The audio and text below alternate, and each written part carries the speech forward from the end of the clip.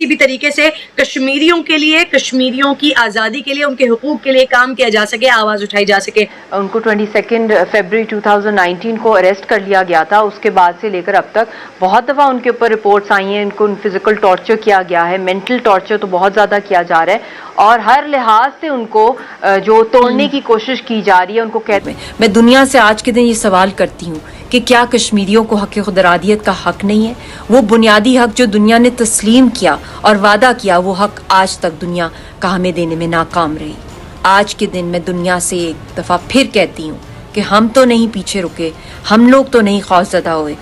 पाकिस्तान जिस क्राइसिस के अंदर घुस चुका हुआ है, अब कश्मीर जो है ये सिर्फ पाकिस्तान का इशू नहीं रह गया, ये रीजनल इशू बन गया हुआ है, ये चाइना का इशू भी है क्योंकि Kashmir is directly associated with CPEC. Ladakh की जो लड़ाई है, लद्दाख के बारे में इन्होंने गलती सबसे बड़ी ये की कि लद्दाख को इंडिया का हिस्सा बना दिया। कश्मीरी किसी भी भारतीय साजिश का हिस्सा न बने, जिस तरह से मोदी डिलिमिटेशन की बात करता है और उसके बाद वो स्टेटहुड की बात करता है, ये सारा धोखा है। हिंदुस्तान पर एतमाद नहीं किया जा सकता। नमस्कार दोस्तों, स्वागत है आप लोग का INA न्यूज के एक और नए वीडियो में। दोस्तों एक बहुत बड़ी खबर आई है कि जो यासीन मलिक है उसको अब दोषी ठहरा कर उसे जेल में भेज दिया गया है। दोस्तों ये न्यूज़ जो है वो भारत के लिए तो बहुत ही अच्छी न्यूज़ है, लेकिन पाकिस्तान जो है वो इस न्यूज़ से बौखला गया है।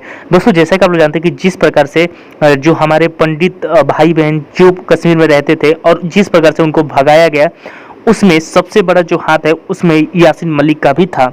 और दोस्तों यासीन मलिक ने खुद ही कबूल किया है कि हाँ, जो भी इल्ज़ाम उस पर लगे हैं, जो भी कहा गया है कि उसने कत्ल किया है, वो सब इस बात को मानता है। तो कहीं ना कहीं यासीन मलिक ने ये बात मान लिया है कि उसने कत्ल किया था और जो हिंदू जो पंडित हैं उनको वहाँ से भगाने में उसका भी हाथ था।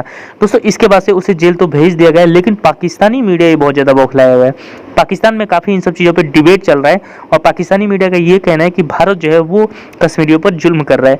दोस्तों पाकिस्तानी मीडिया जो है वो कहीं ना कहीं बिना सर पैर का बात करता है, क्योंकि जिस प्रकार से न्यूज आई थी और भारत की तरफ से ये साफ तरीके से कहा गया था कि इसने अपना जो जुर्म है वो खुद कबूला है।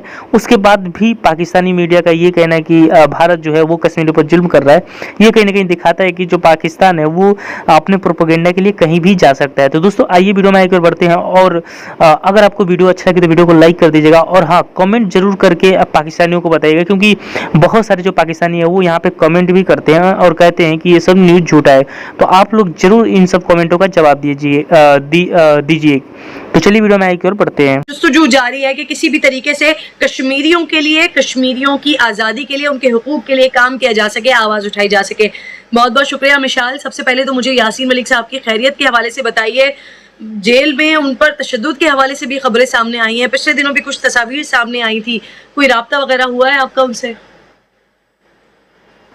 मेरा तो कोई राब्ता नहीं हुआ, बस दिन ब दिन उनकी हालत वीक होती जा रही है और उनकी आपने आज जो फुटेज आई है 2 साल के बाद उनको देखा है, बहुत वीक हो गए हैं, पहचाने नहीं जा रहे। और ये 3-3.5 सालों के अंदर जो उनका जेल में गुजरा है, उनको 22 फरवरी 2019 को अरेस्ट कर लिया गया था। उसके बाद से लेकर अब तक बहुत दफ़ा उनके ऊपर रिपोर्ट्स आई हैं, इनको फिजिकल टॉर्चर किया गया है, मेंटल टॉर्चर तो बहुत ज़्यादा किया जा रहा है और हर लिहाज से उनको जो तोड़ने की कोशिश की जा रही है। उनको कैद तन्हाई में रख के उनको वहाँ पे एक ओपन टॉयलेट है, 5 बाय 7 फीट का वो कमरा है और उनके साथ जो सलूक किया जा रहा है, कोई मतलब कि दुनिया में कहीं भी हमने नहीं सुना कि किसी भी कैदी के साथ इस तरह किया जा रहा है कि जो कातिल है वही जो है जज बन जाए और वही सरकारी वकील बन जाए और वही फैसला सुनाए और वही मारे भी। तो ये ऐसी घिनौनी साजिश की जा रही है कश्मीरियों के खिलाफ कि जो झूठे उनके खिलाफ मुकदमे यासीन साहब के खिलाफ किए जा रहे हैं और हमारे से कोई राब्ता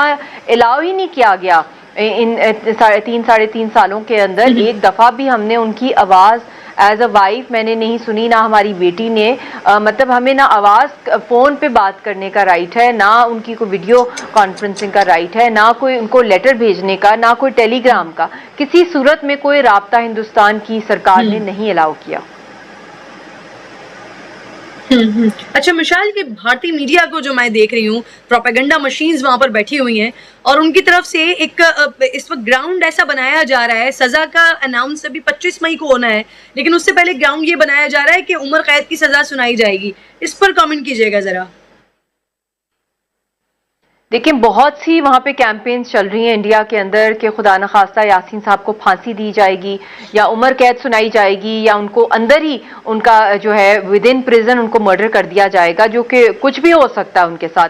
इसमें कोई शक नहीं है कि जो भी वो कैंपेन्स डिज़ाइन करते हैं फिर वो एक्शंस भी उसी के अकॉर्डिंगली पहले वो अवाम के अंदर मीडिया के ट्रायल करते हैं, फिर अवाम का ओपिनियन बनाते हैं कि अब आरएसएस की जो हिंदुत्वा की जो पॉलिसी है अगला माइलस्टोन उनका ये होना है, फिर ये होना है, फिर ये इनकी कत्लेआम करना है। डिफरेंट स्टेट्स ऑफ इंडिया में आप जो कुछ देख रही हैं या जो माइनॉरिटीज के साथ हो रहा है उसकी बाकायदा एक स्ट्रेटेजिक प्लानिंग होती है। और कश्मीरी तो किसी खाते में नहीं आते ना, वो तो इंसान भी नहीं है ना, वो इंडियंस हैं, वो तो है ही नहीं, पार्ट ऑफ इंडिया भी नहीं, डिस्प्यूटेड टेरिटरी है। तो वहां पे तो कंप्लीट प्लंडरिंग का जो ब्रेकेज ऑफ लॉ हो रही है, ऑफ इंटरनेशनल लॉ और फिर ह्यूमैनिटेरियन लॉ, फिर यूएन रेजोल्यूशंस, जेनीवा कन्वेंशंस, तो नथिंग इज बीइंग प्रोवाइडेड। अच्छा, मुझे ये बताइए कि हमने काश कश्मीरियों का साथ दिया होता। जो कुछ उनके साथ हो रहा है अब हमारे साथ हो रहा है। और ये आज भी सूरत हाल ये, अब देखें ये जो डिलिमिटेशन की जो ये है 1957 का जो रिप्रेजेंटेटिव पब्लिक एक्ट है, इसकी रिपोर्ट जो है ये आई है उसका आज इसमें इन्होंने छापी है।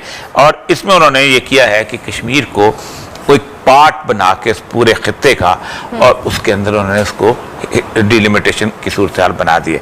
बिलावल साहब आज बोले तो हैं, और मसला सारा ये है कि आपको अंदाजा नहीं है कि पाकिस्तान का जो मौजूदा पॉलिटिकल इशू है ना, इट वाज स्टार्टेड ऑन 370। आपको शायद याद नहीं कि पूरे पाकिस्तान के साफियों को एक दफ़ा बुलाया गया था और कहा गया था कि यार मैं इसको इंडिया के साथ सुलह शुलह करना चाहते हैं और ये करना चाहते हैं। और वो खासतौर पर उस वक्त बाजवा साहब ने खुद बुलाया था। और उसके बाद हुआ ये था कि इस पर बड़ा पोन ऑफ कंटेंशन बनी और शोर शार मचा। अब इस वक्त ये जो मशाल मलिक ने कहा ना, बड़ी अहम बात है। पाकिस्तान जिस क्राइसिस के अंदर घुस चुका हुआ है, अब कश्मीर जो है ये सिर्फ पाकिस्तान का इशू नहीं रह गया, ये रीजनल इशू बन गया हुआ है, ये चाइना का इशू भी है। क्योंकि Kashmir is directly associated with CPEC. Ladakh की जो लड़ाई है, लद्दाख के बारे में इन्होंने गलती सबसे बड़ी ये की कि लद्दाख को इंडिया का हिस्सा बना दिया। पहले वो आजाद कश्मीर का आजाद एक कुछ रियासत का स्टेटस था, वो इंटरनेशनल बाउंड्री कंसिडर नहीं होती थी। चाइना ने कहा अब तुम हमारा हिस्सा आ गए, अब बिस्मिल्लाह। उन्होंने पत्थर मार मार के इनके 22 सिपाही मार दिए, गोलियां भी नहीं चलाई। क्योंकि इंटरनेशनल कानून ये है कि अगर फायर होगा तो जंग होगी। तो उन्होंने कहा इंडिया के साथ फायर नहीं करते, उन्होंने इंडियन सिपाहियों को पत्थर मार मार के मार दिया, जो भाग के 1000 स्क्वायर किलोमीटर जो उन्होंने। अब ये मिसाल मलिक जो कहते हैं कि पाकिस्तान का भी अगला सर्वाइवल और चाइना का भी सूरत हाल और सी पैक, ये सारा कुछ वापसता है कश्मीर के साथ। आपका दयामीर बादशाह डैम जो है, इस पे एतराज इंडिया क्यों करता है? वो कहता है ये हमारा इलाका है, हम इस पर क्लेम आप कैसे बना सकते हो? गिलगित बल्तिस्तान में आप काम करते हो, ये हमारा इलाका है, तुम कैसे क्लेम कर सकते हो? नीलम झेलम प्रोजेक्ट तुम करते हो, ये हमारा इलाका है, तुम क्यों करते हो? इसी तरह वो जब करते हैं वो कहते हैं हमारा इलाका है। तो जब तक कश्मीर इशू सेटल नहीं होता, ना पाकिस्तान की इकोनॉमिक लाइफ बेहतर हो सकती है, ना पाकिस्तान की पॉलिटिकल लाइफ बेहतर हो सकती है, ना पाकिस्तान की इंटरनेशनल लाइफ। आज से बात के दिन, क्योंकि बहुत ही दुखी दिन है जो 27 अक्टूबर को जब पहली दफा हिंदुस्तान की दहशतगर्द आर्मी ने जन्नत नजीर मकबूजा जम्मू कश्मीर में पहली दफा कदम रखा 1947 के अंदर, और उस दिन से लेकर इसको एक जहन्नम में तब्दील कर दिया है। लाखों लोगों की जानें लिए हिंदुस्तान ने, एक कब्रिस्तानी बनाया मकबूजा जम्मू कश्मीर में। मैं दुनिया से आज के दिन ये सवाल करती हूँ कि क्या कश्मीरियों को हक खुदरादियत का हक नहीं है? वो बुनियादी हक जो दुनिया ने तस्लीम किया और वादा किया, वो हक आज तक दुनिया का हमें देने में नाकाम रही। आज के दिन मैं दुनिया से एक दफ़ा फिर कहती हूँ कि हम तो नहीं पीछे रुके, हम लोग तो नहीं खौफजदा हुए। हमने तो कुर्बानियों की वो मिसाल दी है जो दुनिया की तारीख में नहीं मिलती, और हिंदुस्तान ने भी वो जुल्म किया है जो दुनिया की तारीख में नहीं मिलता है कश्मीरियों के ऊपर। अभी क्रिकेट मैच के अंदर भी आप देख लें, पाकिस्तान जीता तो कश्मीरियों को मारा, अगर पाकिस्तान हारता तो तब भी कश्मीरियों को ही मारा जाता। कश्मीरी वो कौम है जिसने वो जुल्म देखा है, बर्दाश्त किया है। आज के दिन एक दफ़ा फिर हम अहद करते हैं कि ना हमने कभी हिंदुस्तान को माना, ना मानेंगे, और इंशाल्लाह ताला एक दिन आएगा कि कश्मीरियों की कुर्बानियाँ रंग लाएंगी, क्योंकि ये हमारे ईमान का हिस्सा है। कि कश्मीरी किसी भी भारतीय साजिश का हिस्सा न बने। जिस तरह से मोदी डिलिमिटेशन की बात करता है और उसके बाद वो स्टेटहुड की बात करता है, ये सारा धोखा है। हिंदुस्तान पर एतमाद नहीं किया जा सकता। वो एक मतलब फिर मकबूजा रियासत जम्मू कश्मीर की जो कठपुतली लीडरशिप है या जो मेन स्ट्रीम पार्टीज़ है, उनको शीशे में उतारने की बात करता है। चूँकि हिंदुत्व एजेंडे के तहत वो रियासत जम्मू कश्मीर में RSS की हुकूमत लाना चाहता है, उसके लिए वो हल्का बदियों पे काम कर रहा है, और उसमें अगर ये लोग इस्तेमाल हो गए तो फिर कौम इन्हें कभी भी माफ़ नहीं करेगी। तो लिहाजा इन लोगों को भी चाहिए कि भारत के इन साजिशों का मुकाबला करें, उनसे दूर रहें, और कश्मीर में जो आए रोज़ कत्ल गारत गरी हो रही है, कश्मीर में आए रोज़ जो इंसानी हुकूक की धज्जियाँ उड़ाई जा रही हैं, और उसका वो ख्याल रखें कि कश्मीरियों का ये खून जो है ये सस्ता नहीं है, इसकी जो है बड़ी कीमत चुकानी पड़ेगी भारत को, जो ये वहाँ पर खून जो कश्मीरियों का खून गिरा रहा है। और वहीं इन लोगों को भी हम वार्न कर रहे हैं कि वो कश्मीरियों के साथ अब धोखाबाजी न करें।